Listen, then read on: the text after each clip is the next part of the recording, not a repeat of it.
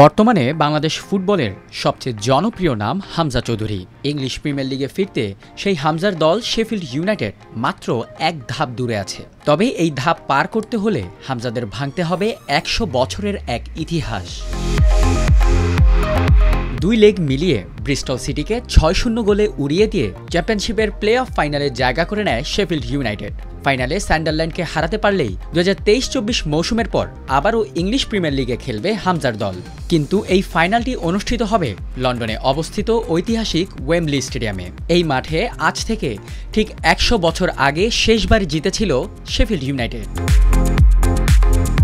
১৯২৫ সালের ২৫ এপ্রিল সেদিন ওয়েম্বলি স্টেডিয়ামে কার্ডিফ সিটিকে ১-০ গোলে হারিয়ে চতুর্থবারের মতো এফএ কাপ জিতে নিয়েছিল শেফিল্ড ইউনাইটেড। দুর্ভাগ্যবশত সেটি ছিল ক্লাবটির ইতিহাসের শেষ কোনো মেজর ট্রফি জয়। এরপর গত ১০০ বছরে আর কোনো মেজর ট্রফি তো দূরে থাক, ওয়েম্বলি স্টেডিয়ামে কোনো ম্যাচও জিততে পারেনি শেফিল্ড।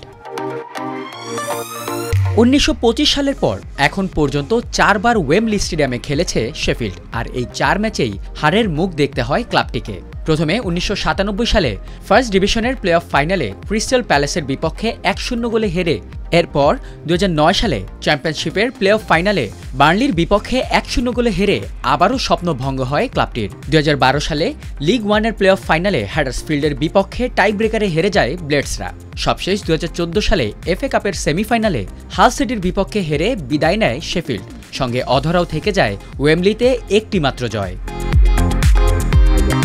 এবার প্রিমিয়ার লিগে ফিরতে ১০০ বছরে সেই ওয়েম্বলি বাধাই পেরোতে হবে হামজা চৌধুরীদের। ২৪ মে ওয়েম্বলি স্টেডিয়ামে বাংলাদেশের সময় রাত ৮টায় সান্ডারল্যান্ডের বিপক্ষে মাঠে নামবে শেফিল্ড। ম্যাচটি জিততে পারলে শুধু প্রিমিয়ার লিগেই খেলবে না হামজারা, সঙ্গে ভেঙে ফেলবে ১০০ বছরের এক ভয়ানক ইতিহাসও।